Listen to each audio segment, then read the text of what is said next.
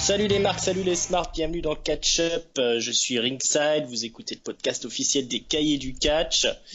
Cette semaine, pour m'accompagner, l'homme qui a vu le panda. Raph, comment ça va Raph?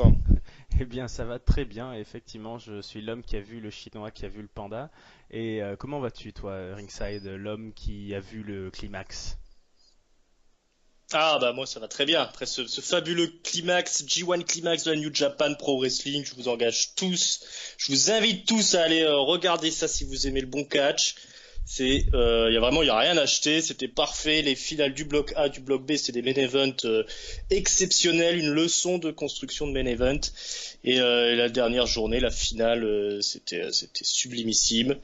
Voilà, des vrais top stars, des vrais babyface, des vrais champions. Il y a tout ce qu'il faut à la New Japan. On va même pas faire la comparaison avec la WWE parce que là, on serait complètement perdant.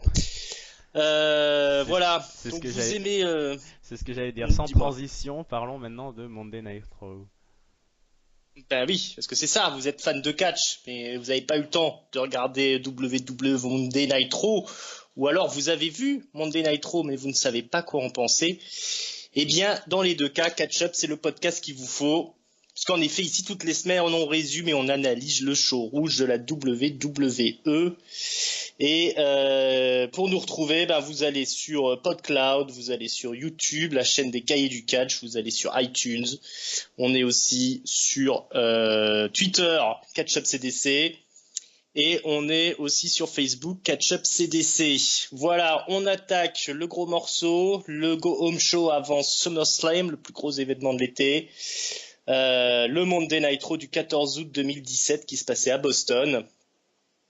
Au programme de ce soir, Sheamus et Cesaro ne maîtrisent pas l'art de la guerre. Alexa Bliss surveille la division féminine. Titus Worldwide affronte le roi Neville. Les Hardy Boys reviennent aux affaires. Bray Wyatt est un gros qui tâche et Brock Lesnar est victime d'une conspiration. Il y a du lourd ce soir. On peut le dire, c'est une soirée chargée. On démarre les affaires avec Dean Ambrose. Dean Ambrose qui débarque au ring. Il invite Seth Rollins évidemment à venir, puisqu'ils ont une histoire à régler. On ne sait pas s'ils vont se réconcilier, les anciens alliés du Shield. On se souvient que Dean Ambrose avait été trahi par Seth Rollins il y a des années. Seth Rollins cherche à se réconcilier avec le Lunatic Fringe. Donc là, il tape la causette au milieu du ring, les deux, parce que Seth Rollins finit par arriver quand même. Alors Rollins explique que d'accord, Dean Ambrose fait semblant de pas s'intéresser à tout ça, de pas vouloir se réconcilier, mais il sait que derrière tout ça il y a des sentiments. Et surtout, il explique que s'ils s'unissent, eh ben, ils seront les patrons de la boutique. Il y a pas à chier, c'est eux ensemble, ça peut tout casser. Dean Ambrose, donc d'un grand jeu d'acting, nous sort une phrase You gotta be kidding me, tu te fous de ma gueule. C'est une vraie séquence acteur studio, c'est un trop d'euros.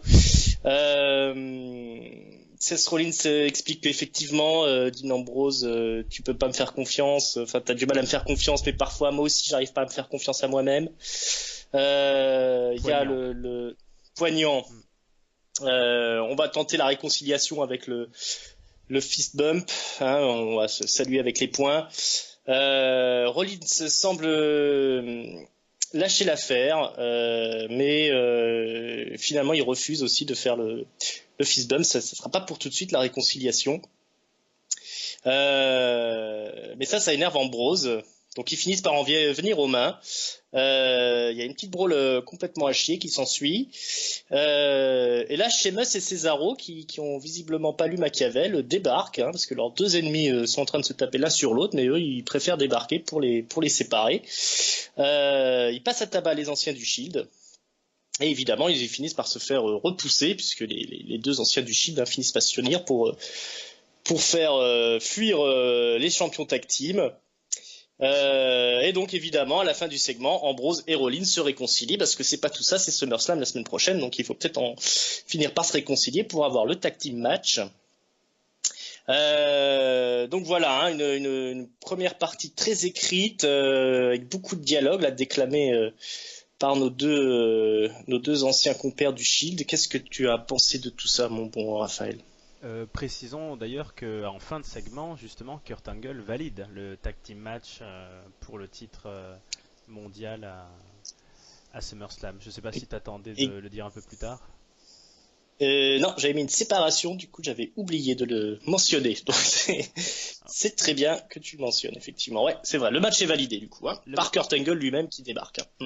Bah écoute, là j'ai envie de dire que l'affiche est très intéressante, hein. Seth Rollins et Dean Ambrose qui redeviennent ensemble contre Sheamus et Cesaro, mais alors ouais, ben la construction, je l'aimais pas la semaine dernière.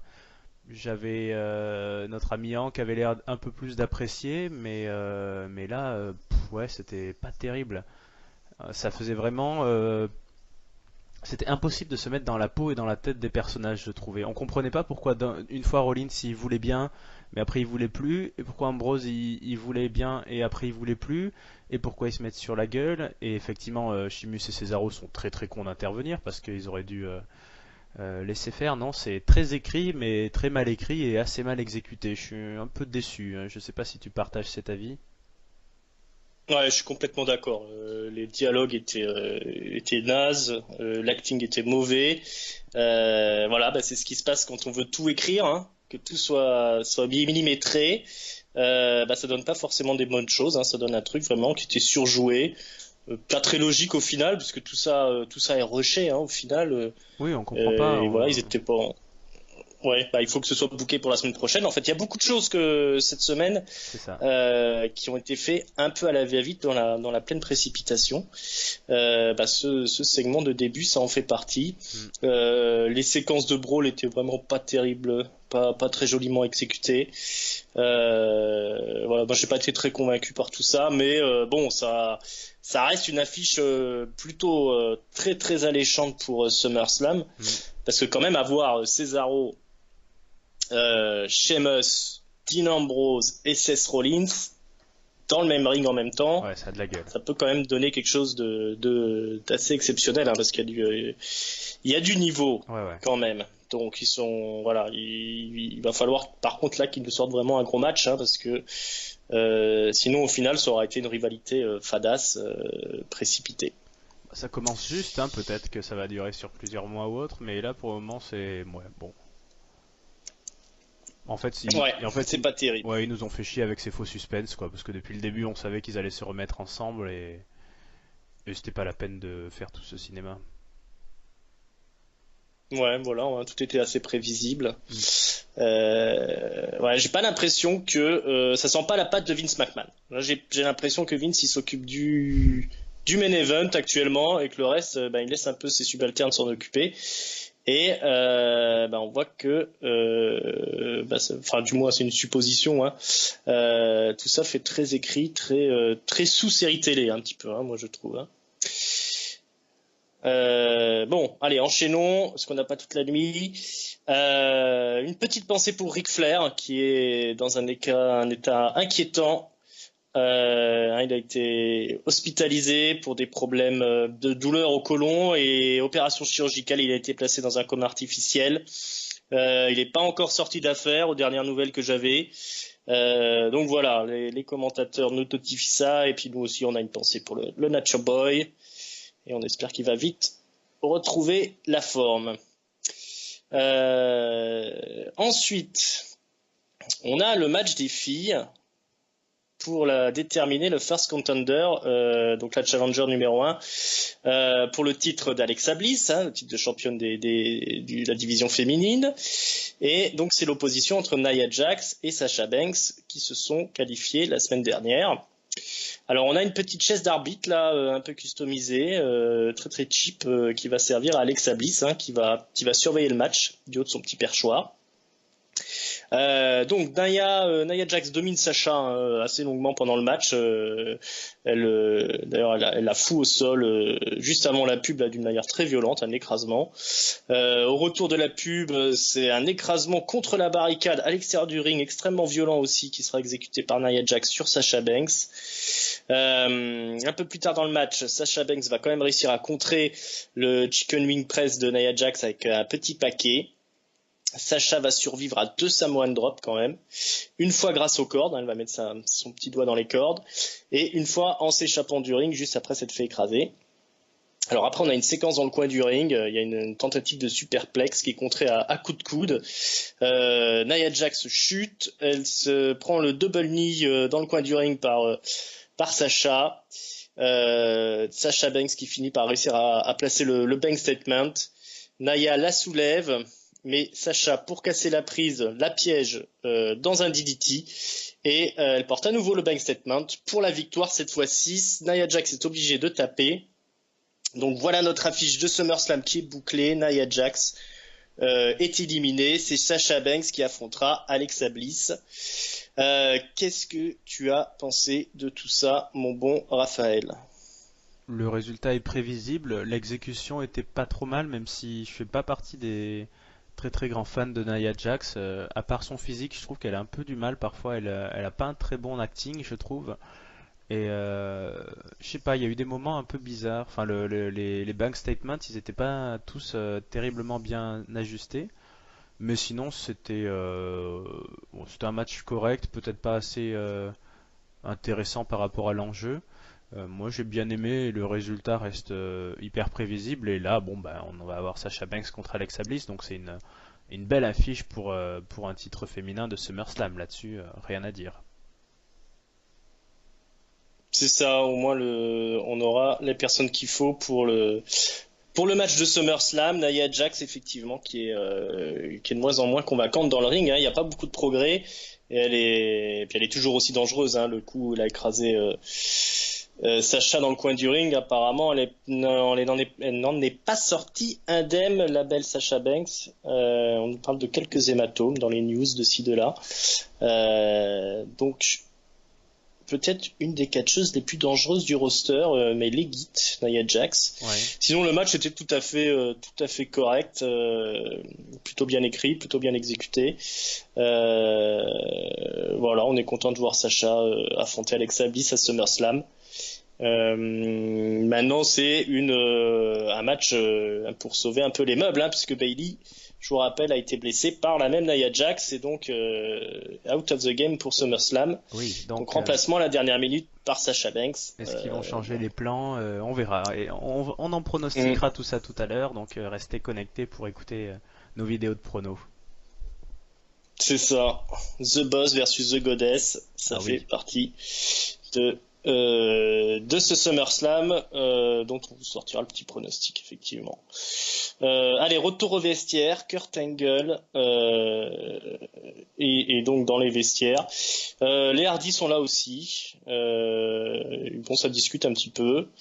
Il y a le Miz qui débarque. Il n'est pas content d'avoir été piégé la semaine dernière par Brock Lesnar, hein, lors de son Miz TV où il s'est fait atomiser par The Beast en début de show. Ça fait glousser les Hardy. Alors c'est pas du goût du Miz. Normalement, Kurt Angle explique que de toute façon ce soir, Jason Jordan affrontera Curtis Axel, mais le Miz n'est pas d'accord. Il dit non, ce soir, Jason Jordan, il m'affronte moi. Il n'y a pas de raison. Donc ça se chamaille un petit peu, mais tout ça est interrompu par un assistant de Kurt Angle qui vient lui dire qu'il y a un problème en coulisses entre Finn Balor et Bray Wyatt. On se précipite. Ils sont en train de se foutre sur la gueule. Kurt Angle les somme de se calmer, d'attendre SummerSlam, mais ils n'y arrivent pas, ils sont fous furieux. Donc il s'énerve, il dit bah écoutez, on n'attend pas SummerSlam, parce que c'est comme ça, le match c'est ce soir. Et donc on a un match entre Bray Wyatt et Finn Balor qui est booké tout de suite pour ce soir, donc ce sera un petit peu plus tard dans l'émission. Voyons voir, allez, on va sauter tout de suite à ce SummerSlam avancé avant l'heure. Allez. Un affrontement entre le Mangeur de Monde et le Demon King. First time ever, hein, c'est bien marqué sur l'affiche. Mm-hmm. C'est pas non plus un match phénoménal, hein, ça catch un peu des deux côtés. Toujours les dropkicks, etc. de Finn Balor, très sautillant, et puis Bray Wyatt plutôt tout en puissance. Et au final, après un shotgun dropkick à l'extérieur du ring de Finn Balor, il va tenter le coup de grâce, hein, le Demon King. Mais il est contré par Bray Wyatt qui le fait chuter du poteau. Balor s'écrase les coucougnettes sur le poteau. Il est pris dans le Sister Abigail. Il ne se relèvera pas du Sister Abigail. Bray Wyatt gagne clean. Et après le match, il nous sort un deuxième Sister Abigail pour bien achever Finn Balor. On joue avec les lumières, histoire de faire peur un peu à la foule. Et on se retrouve avec Finn Balor dans le coin du ring, affalé, sonné, et Bray Wyatt avec un seau, hein, tel le premier Godwin venu, un seau qui va verser sur la tête de Finn Balor, et c'est quelque chose qui est censé être du sang, je pense, qui est versé sur la tête de Finn Balor, et qui est, Oui, ça y choqué. ressemble. Apparemment, ça le brûle, et voilà, il se roule par terre, il est vraiment mal à l'aise, il est humilié. Un peu plus tard dans l'émission, on le retrouvera dans les vestiaires, et on apprendra donc qu'il a réussi à signer un rematch pour SummerSlam. Donc on aura bien notre match Finn Balor, Bray Wyatt quand même à SummerSlam. Et il explique que cette fois-ci, il va faire comprendre à Bray Wyatt que Finn Balor, lui aussi, il a ses démons. Donc clairement, on aura le démon Finn Balor contre Bray Wyatt pour SummerSlam. Qu'est-ce que tu as pensé de ce remake de Carrie au bal du diable? Bah, au début, j'étais un peu étonné parce que je trouve que ça colle pas du tout au personnage de Bray Wyatt de se mettre sur la gueule dans des vestiaires, à côté des tables. Enfin, il est tellement mystique que Ouais. là, ça faisait. Ouais, bah, ça faisait Brock Lesnar, tu le comprends, mais Bray Wyatt, ça va pas trop à son style. Après, Ouais. ouais, après comme tu l'as dit, tout était assez surprenant. Qui nous boucle le match comme ça, bon, pourquoi pas. Que Bray Wyatt gagne clean en même pas 10 minutes, bah, ok, donc ça prouve que ça confirme finalement sa très bonne année 2017. Hein. Il a été champion du monde, il a battu clean Seth Rollins, là il continue. Et après, ils sont allés chercher quelque chose que j'aurais dû. Ouais, j'ai un peu du mal à avoir une opinion, c'est cette histoire de peinture rouge. Alors on sait pas si c'est du sang, c'est vrai que Finn Balor il mimait la douleur. Moi je me suis dit, est-ce que c'est pas Mm. de l'extrait de piment ou je ne sais pas, un truc Ouais. qui brûle. Euh, Bref, Je crois qu'ils ont dit dans les commentaires que c'était un liquide acidulé. en liquide acidulé, c'est mignon. C'est du lollipop, c'est de C'est voilà. Moi, Hmm. je pense pour du jus de groseille, Ah hein, ouais, du oui, sirop de fruits rouges, hein. très, Ça ressemblait à ça. très épais quand même. Ouais, mais ben, comme on disait tout à l'heure, dans la précipitation, là, il nous a sorti quelque chose qui va vraiment faire sortir Finn Balor de ses gonds et du coup, on va avoir le démon. Mais oui, voilà, c'est quoi, c'est juste une semaine avant et c'est très ponctuel, c'est pas très construit dans le temps. Le démon va arriver un peu comme ça, ouais, brut de décoffrage, sans vraiment de construction. Ouais. Alors c'est bien qu'ils aient attendu jusque SummerSlam, mais Oui, alors l'intrigue, la rivalité, encore une fois, les précipités. Comme tu dis, moi je croyais pas non plus à ce passage où ils se battent dans les vestiaires. Ça ressemble pas à Bray Wyatt, comme tu dis, qui est quand même un mec mystique normalement, qui fait des trucs un peu plus chelous. Alors en plus c'était l'occasion avec Finn Balor, le démon, de faire quelque chose d'un peu qui joue sur le mysticisme, mais bah, rien du tout, hein, une vieille brawl dans les vestiaires. Et puis le truc du saut sur la tête, bon, franchement, ça fait cheap. Finn Balor qui se roule par terre de douleur, bon, merci bien. oui, puis il était pas très doué, hein. Euh, Il s'est passé. non, pas non plus très acteur studio, hein, Finn Balor. Et puis il arrive, ouais, Euh, et ouais, puis hyper clean en 10 minutes. Bon, voilà, hein, on en parlait la dernière fois là, du booking de Balor, à qui on avait mis une fusée au cul au début et qui maintenant est un peu bah, dans le haut de la mid-card, on va dire. ouais. Voilà, bah, il est plus aussi balèze que ça. Maintenant, il se fait battre par Bray Wyatt clean. Bah Bon. après, ils vont écrire peut-être quelque chose dans le temps là. Je sens bien qu'avec le démon, il y a des chances qu'il gagne à SummerSlam et puis ça peut faire une feud Mm. intéressante. Mais là, les débuts, encore une fois, oui, sont précipités. On sait pas trop pourquoi. Puis oui, Bray Wyatt a déjà un univers assez riche. Ils auraient pu aller nous puiser un truc dans ce qu'ils nous ont déjà montré. Mais là, ce saut de peinture, oui, ça correspondait à rien de ce qu'on avait vu, quoi. Mm. Est-ce qu'il nous fait pas chier un petit peu, Bray Wyatt? Ah là là, bah, moi je suis mitigé parce que je trouve que c'est le genre de personnage que c'est bien d'avoir un truc un peu bizarre, un peu. Mais c'est vrai qu'ils s'en servent trop pour justifier l'injustifiable, quoi. Mm. Enfin, pour Mm. Parce que justifier des trucs qui sortent du chapeau complètement. Mm. déjà son père était chiant dans le ring. Lui, il est un peu dans la même veine au final. Hein. C'était l'inspecteur des impôts, son père, ou Wall Street. Oui. Il fait partie de la NWO. Et son frère, Bo Dallas. Ah ben on va en parler. On va en parler un peu plus tard, mais ce qui est marrant, c'est que je l'ai entendu chez. Chez Ruquier. Non, pas chez Ruquier, chez bon sang de bois, Chris Jericho dans son podcast. Et en fait, Bo Dallas, c'est un conspirationniste, c'est-à-dire qu'il croit aux toutes les théories de conspiration. Il croit qu'il y a des hommes lézards qui vivent sous la terre. Ah, des reptiliens. Des reptiliens, voilà, qui vivent. La terre est creuse, les reptiliens sont là, ils contrôlent le monde. George Bush est un reptilien. Oui. Il a passé une heure et demie peut-être à expliquer avec Chris Jericho toutes les conspirations. Ouais, donc il est bien allumé, hein. D'accord, d'ici 2 semaines, il va peut-être rejoindre la gimmick de son frère, ça lui irait mieux alors.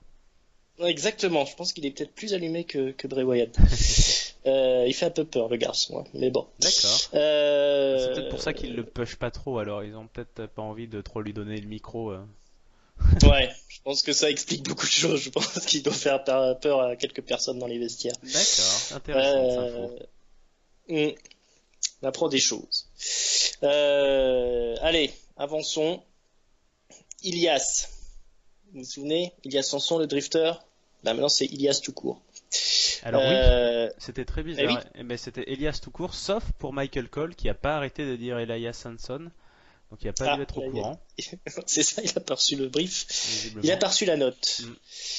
Petite chanson de Ilias qui critique la ville. En gros, la chanson, c'est cette ville, c'est de la merde, j'ai hâte de me casser. Mais il est interrompu par R-Truth, le rappeur, qui lance son rap, évidemment, qui arrive au ring et qui se fait cueillir comme une merde. Il se fait démonter en 3 secondes. Et Ilias repart grand vainqueur de ce petit affrontement express. Alors, R-Truth, la nouvelle serpillière du ring? Oh, ça fait un petit moment qu'il gagne pas trop.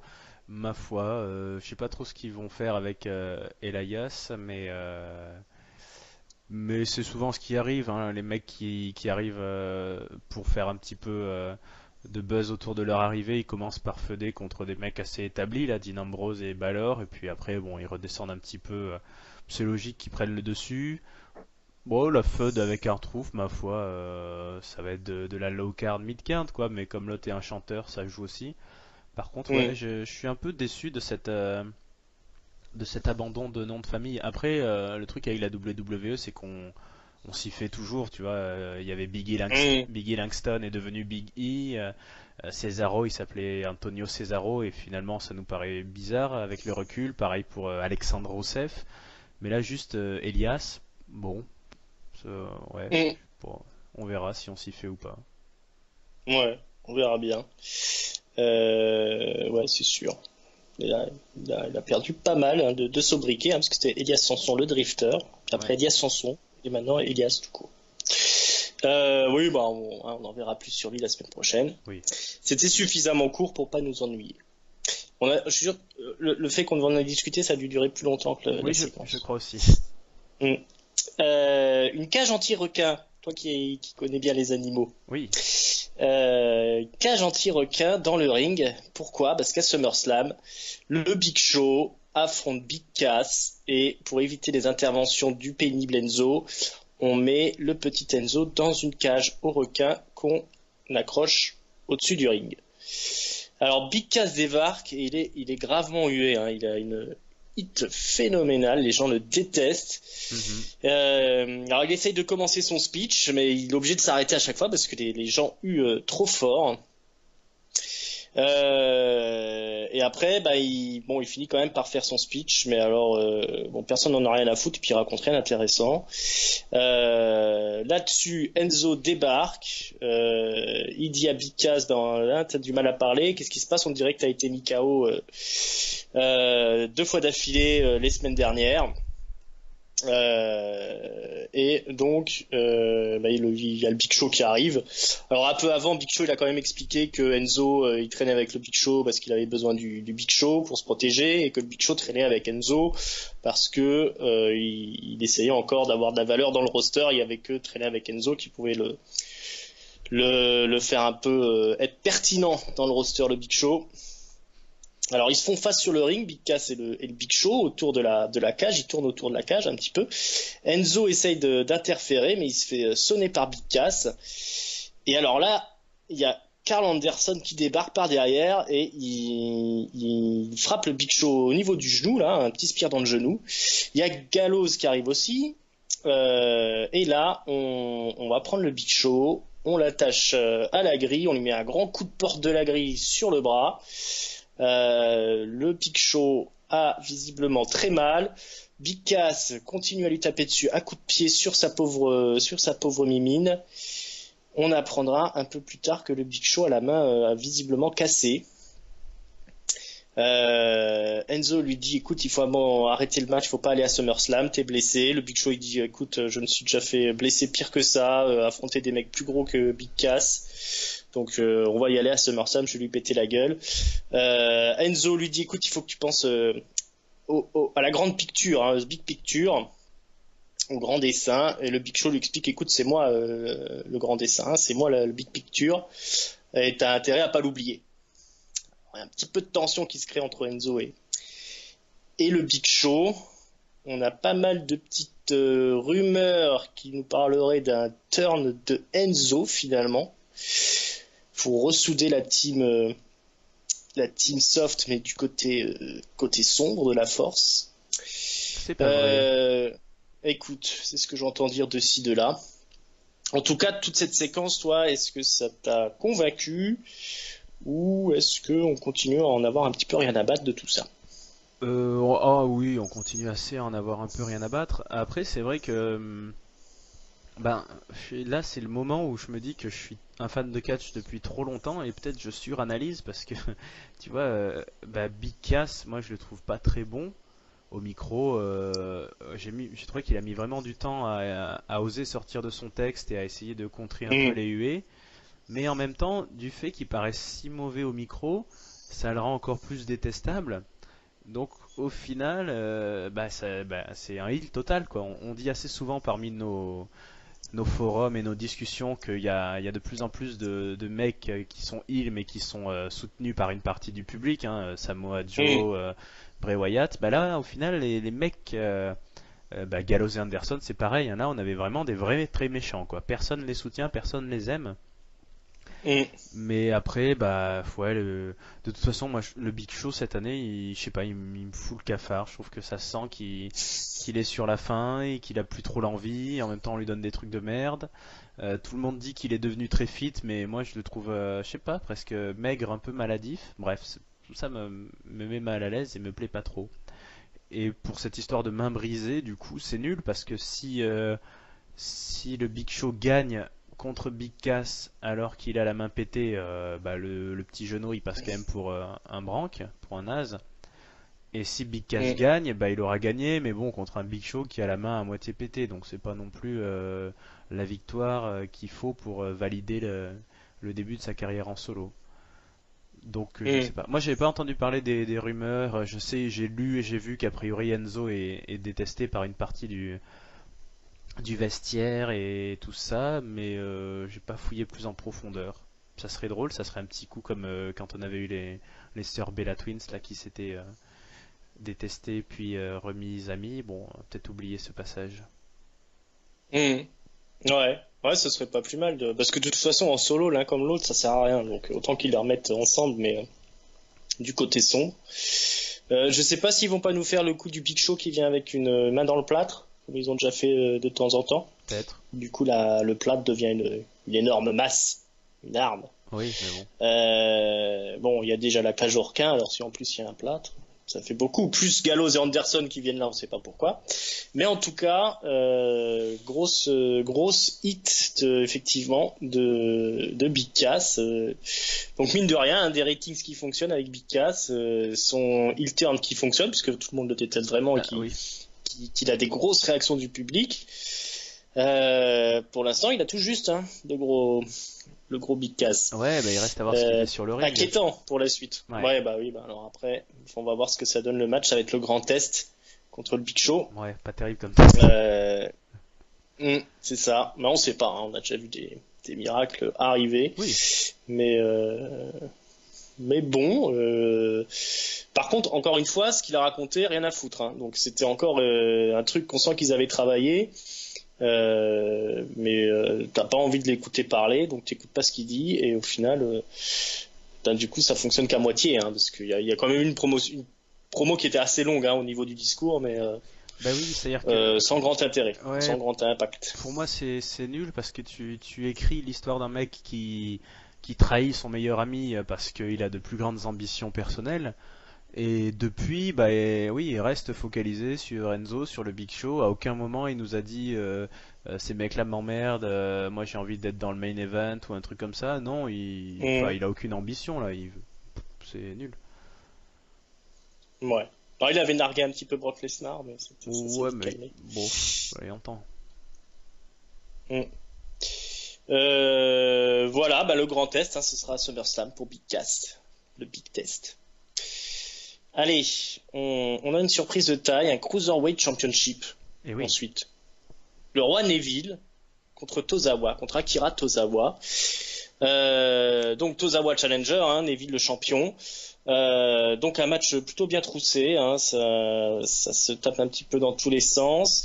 Il y a un double dive qui est exécuté par Tozawa, hein, il fait un dive et puis après il refait un dive. Très beau. La fameuse superplex, ouais, très beau. Fameuse superplex de Neville depuis le haut du coin du ring. Il y a une tentative de Ring of Saturn qui est contrée par Tozawa. Il réussit à se contorsionner de manière à mettre les épaules de Neville au sol, qui est obligé de casser sa prise pour éviter de tomber. Et en fin de match, Tozawa réussit à esquiver le Red Arrow. Et il en profite pour placer sa Swanton, sa magistrale Swanton. Et bien pour la victoire, hein, le compte de 3, 1, 2, 3. Le roi Neville est tombé. Et oui. 8 mois de règne, hein, pour oui, Neville. Bon, il a survécu, c'est ça. Il a survécu à WrestleMania, Austin Harris, tous ses adversaires, et le voilà victime de Akira Tozawa, de la Titus Worldwide, hein, puisque Titus O'Neil et Apollo fucking Crews débarquent sur le ring pour fêter la victoire du fils adoptif de Titus O'Neil, qui le place sur ses épaules, et c'est la fête. Et c'est la fête. Alors on sait qu'après il y aura à 205 Live, il y aura une célébration de cette victoire. Et d'après mes informations, à l'heure où on met sous presse, il y aura un match revanche donc à SummerSlam. Neville, Tozawa. Cette victoire surprise du japonais, qu'est-ce que tu en penses? Bah moi j'ai un peu envie de dire mauvaise surprise parce que c'est le règne de Neville, c'est le premier vrai beau règne de cette ceinture Cruiserweight. C'était un excellent champion, on a eu des putains de matchs. Enfin moi la feud contre Austin Harris, vraiment je vais la mettre très haut je pense dans le top des feuds de l'année et je la regrette. Et la construction du personnage de Tozawa en mec un peu très bon catcheur mais pas un peu trop tendre, qui se fait prendre sous son aile par Titus O'Neil, ça a de l'intérêt, mais là ça arrive trop vite, c'est en milieu de Raw, là c'est un règne qui méritait de mieux finir, moi je trouve. Je suis un peu déçu.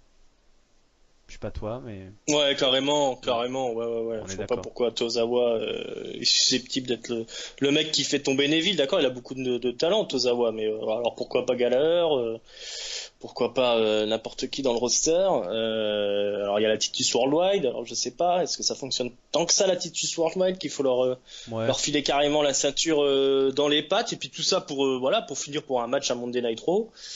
Non, c'est super décevant, hein, moi je trouve. Hein. Non, Qu'est-ce qu'il va faire après le pauvre Neville? Bah, j'espère bien qu'il va la regagner. Non, mais on sait pas, c'est bizarre. En soi, Tozawa, pourquoi pas, mais le contexte est pas terrible. Et puis c'est toujours pas très clair. Enfin, Titus O'Neil, pour moi, il apparaît quand même plus comme un heel qui manage des faces, donc. Ouais, c'est ça aussi. Puis c'est la première fois qu'on a un manager, je crois, qui est plus grand que les catcheurs qu'il manage. Ah oui. Euh, Oui, puis du coup, Apollo Crews, il devient totalement transparent. C'est bizarre. ouais.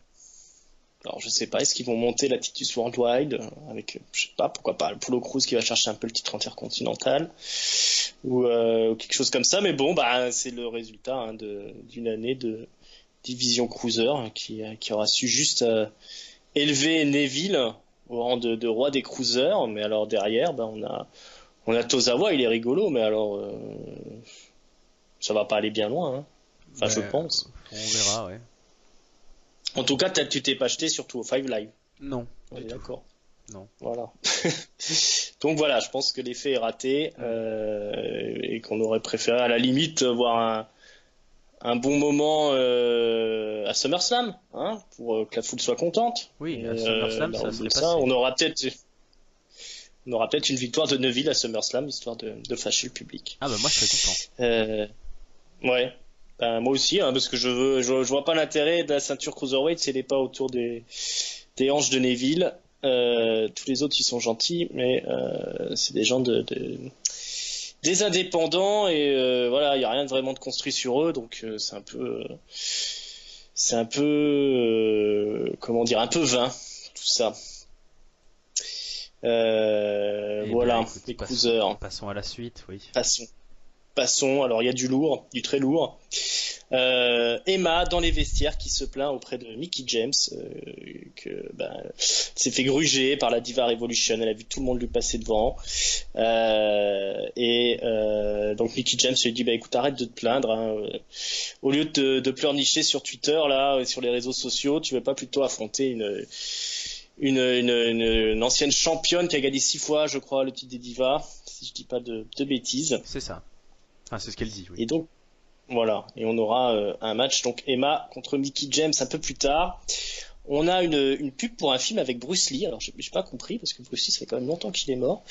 Mais bon, je sais pas. J'ai réinvestigué ça. Je vous en dirai plus. Mickie James contre Emma, un match où il s'est pas passé grand chose et bizarrement la victoire de Mickie James avec son coup de pied retourné. À la surprise générale, y compris de Michael Cole, hein, qui avait pas l'air d'avoir compris que c'était la fin du match. Alors Emma, toujours au purgatoire. Oui, tiens, d'ailleurs, oui, ça me fait penser, je reviens un peu en arrière, que Michael Cole a gentiment spoilé la fin du match des Cruisers. Je sais pas si t'as fait gaffe. Sur un, je sais plus ce qui s'est passé, un tombé qui est passé à 1-2. Il a dit un truc du genre, ah, Tozawa toujours champion. Et puis après, il a dit, Ok. non, c'est Neville qui est, le match continue, Neville est toujours champion. Enfin, il s'est gouré. Et, Hmm. bah Emma, ouais, c'est con, c'est chiant, c'est nul. Déjà, c'était un mauvais match, très mal exécuté, j'ai trouvé.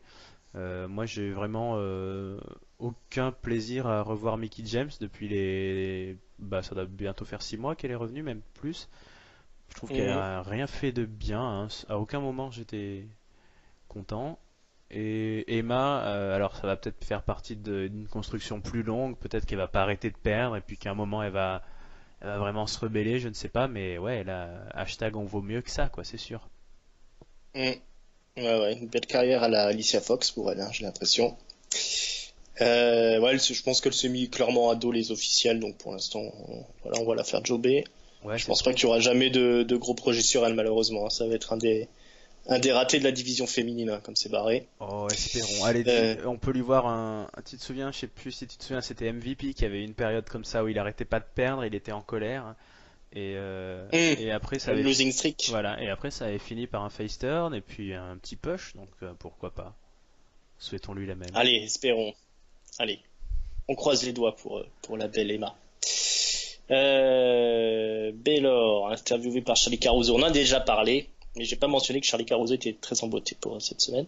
Oui. Le Miz affronte donc Jason Jordan.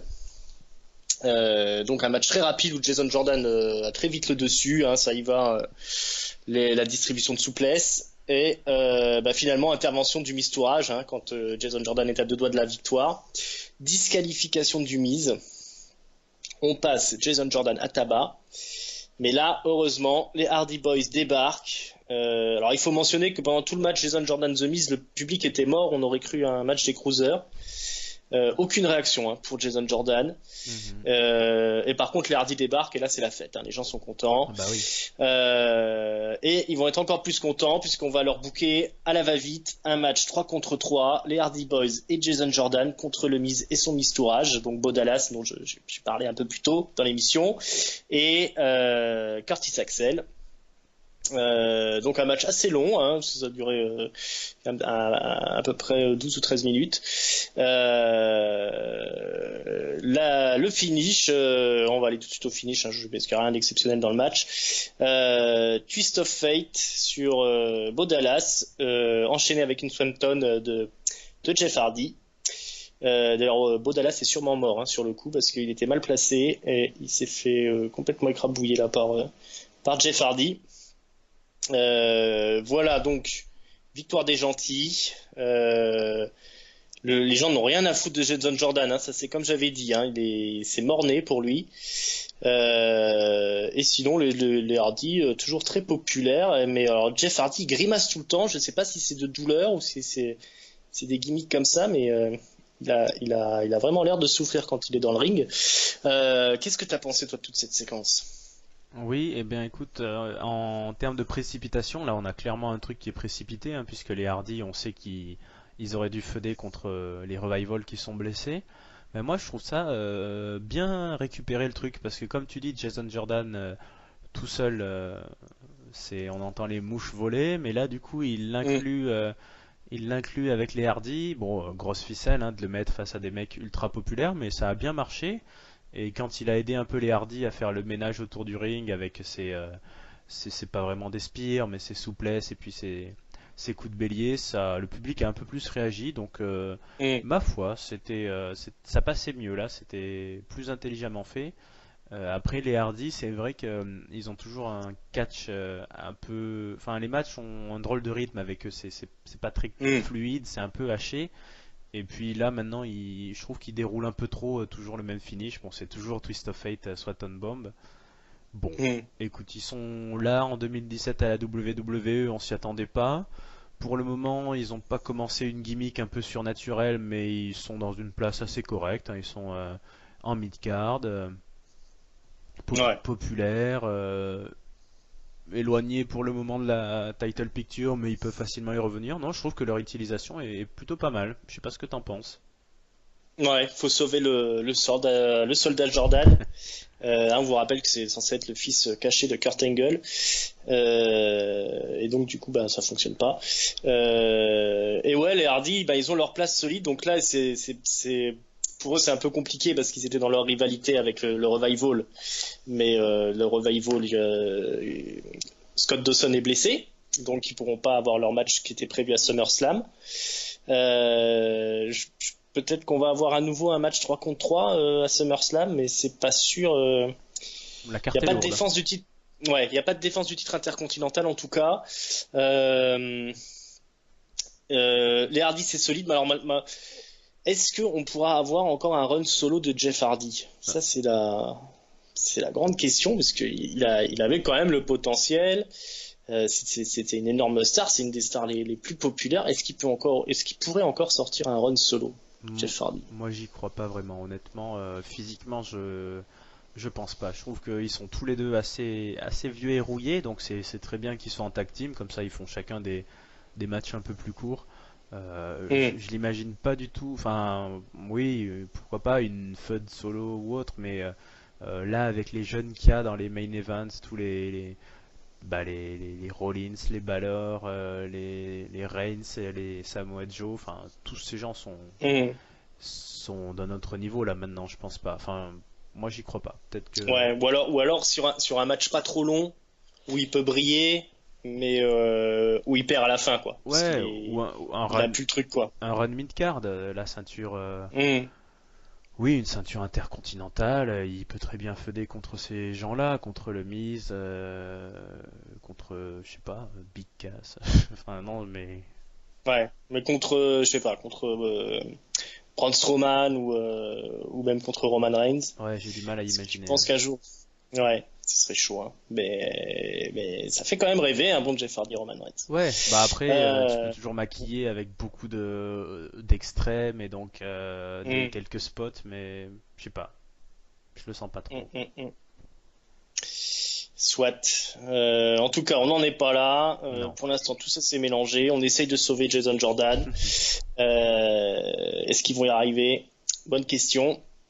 J'aime pas quand j'ai raison comme ça, hein, mais clairement, c'était vraiment une idée de merde, hein, ce Jason Jordan, fils de Kurt Angle. Oui, Et ça a eu le pire résultat parce que les gens, il n'y a même pas de la hit, il n'y a rien du tout, les gens s'en foutent, quoi. oui, Pas de bah réaction. quand tu penses à comment l'état enfin, je dis pas qu'on était surexcité, mais quand il a commencé à avoir cette gimmick du Kurt Angle affolé qui reçoit des textos et tout, on se dit putain, Hmm, est-ce que c'est le début d'un gros truc, est-ce que c'est Stéphanie qui revient, est-ce que ça va tout bouleverser, puis finalement c'est oui, c'est en mode ah ouais, c'est ça. Bon, et hmm. ensuite? Ouais, la grosse déception de l'année, ça, hein, je Mm, crois. oui. Kurt Angle. Kurt Angle, il est là dans le main event. Ah, C'est lui qui est au milieu du ring. Et il reçoit évidemment le champion de l'univers, Brock Lesnar, qui débarque avec son avocat Paul Heyman.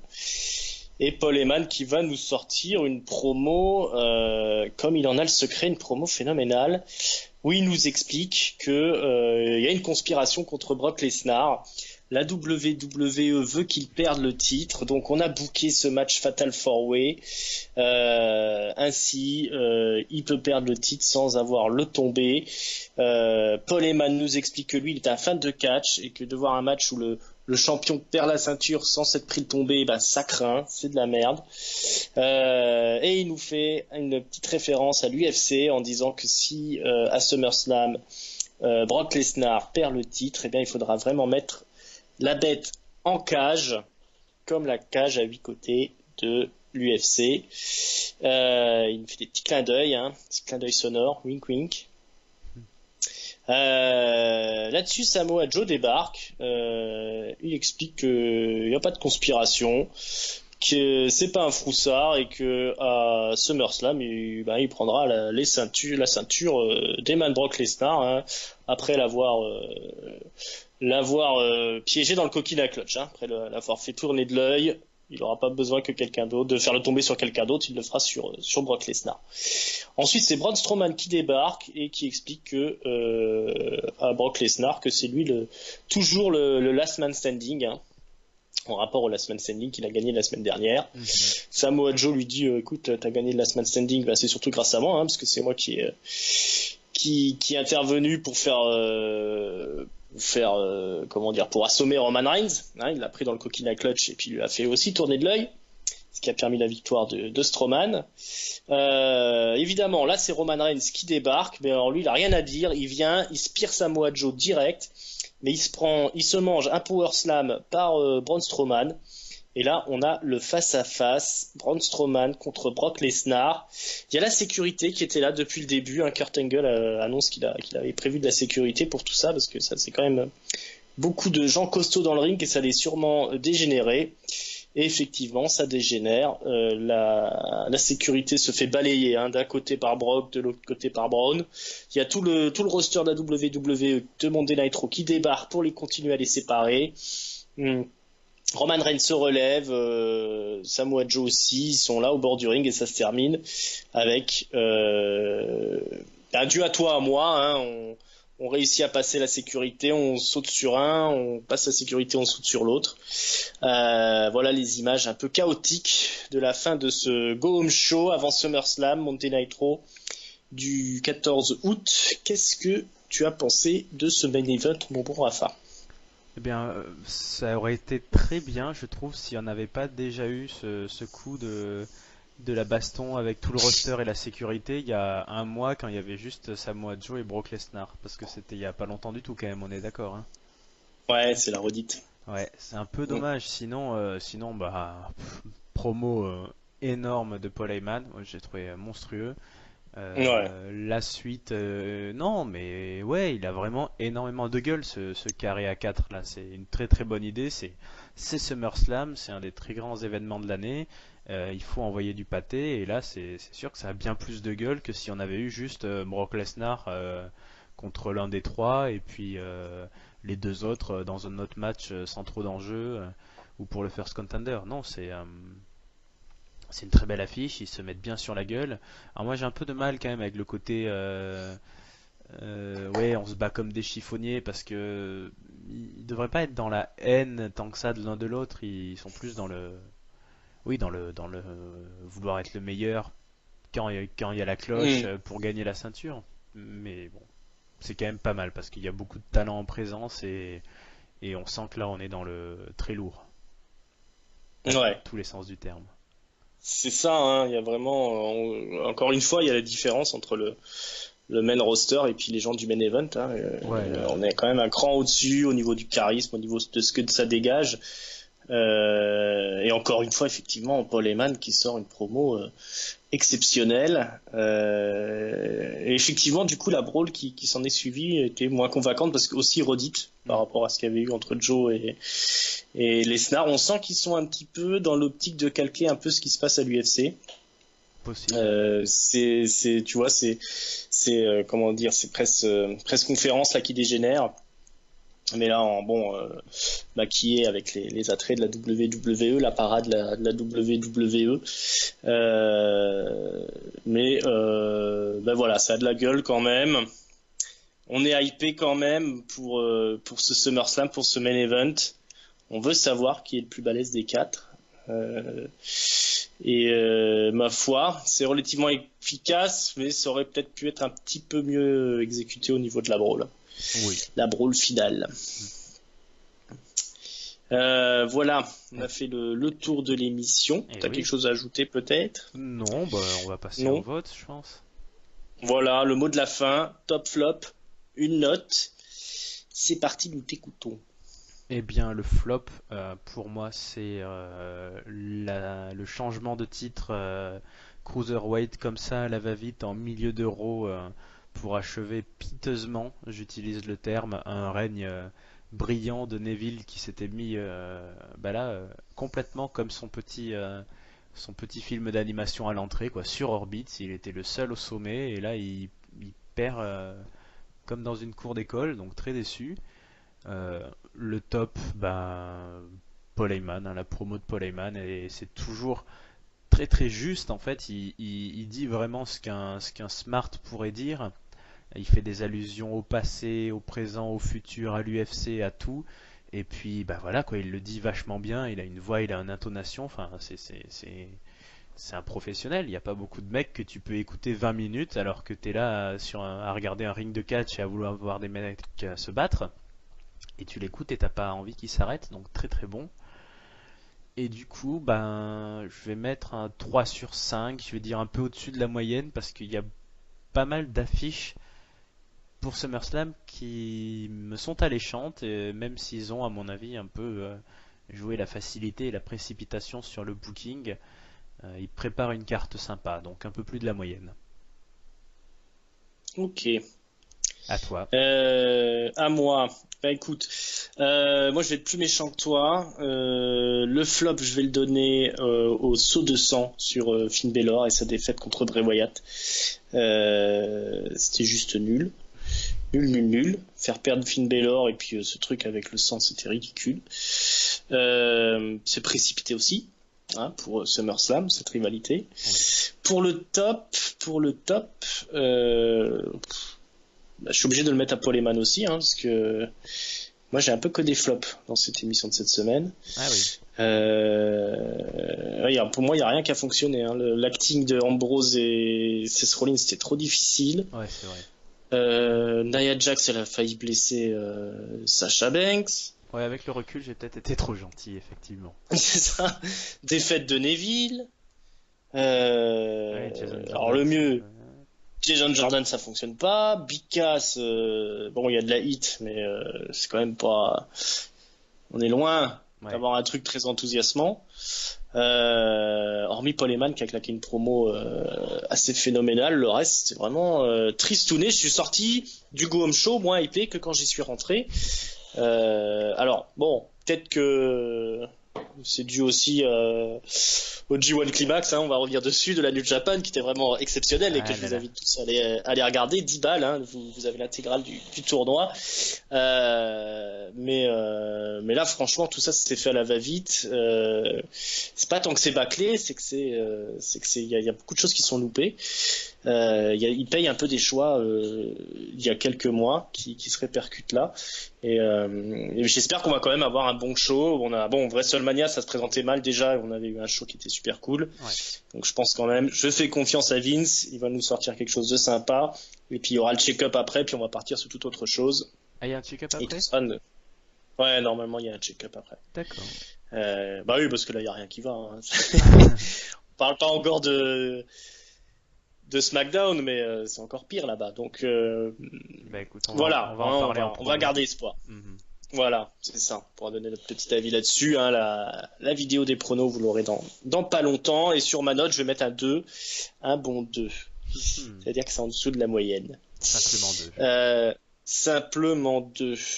Voilà. Alors, c'en est fini de cette émission. Viens, on va faire un peu de la pub pour nos amis de Feud of the Year, le podcast interactif des cahiers du catch, puisqu'il y a SummerSlam qui arrive, Oui. un pay-per-view, donc il y a des pronostics à faire, vous pouvez aller écouter leur émission, c'est sur Dailymotion que vous trouvez Feud of the Year. Il faudra que je pense à mettre un petit lien dans les commentaires pour que vous puissiez aller écouter tout ça. Tu participes toi à Feud of the Year, Raph? Et oui, je participe, mais malheureusement, j'en ai loupé un cette année, je sais plus lequel, donc forcément mon classement général s'en trouve affaibli. Aïe aïe aïe, ça c'est frustrant quand mais bon, je suis pas très bon en général. Ok, bah j'espère que tu vas te sentir les doigts de tu sais où pour la vidéo des pronos qui va débarquer. Voilà, vous avez aussi, si vous aimez les podcasts, une très bonne émission sur Vince Russo, pour ceux qui aiment l'histoire du catch, dans la fabuleuse histoire du catch américain. Vous trouvez ça sur la chaîne C'est ça le catch sur YouTube. Voilà, c'était un petit peu de promo pour ce qui se passe autour. Et Raph, je te remercie beaucoup d'être venu. Mais merci à toi d'avoir commenté ce show qui pourtant ne t'avait pas fait grande émotion, donc tu as fait ça avec professionnalisme. Bravo. C'est vrai, on y a vu que du feu. Voilà, bah écoutez, moi je te remercie encore une fois et je vous remercie de nous avoir écoutés. J'espère que l'émission vous a plu et je vous dis à bientôt et puis à la semaine prochaine en fait, si Dieu le veut. Ciao ciao. Bon SummerSlam à tous. Ciao.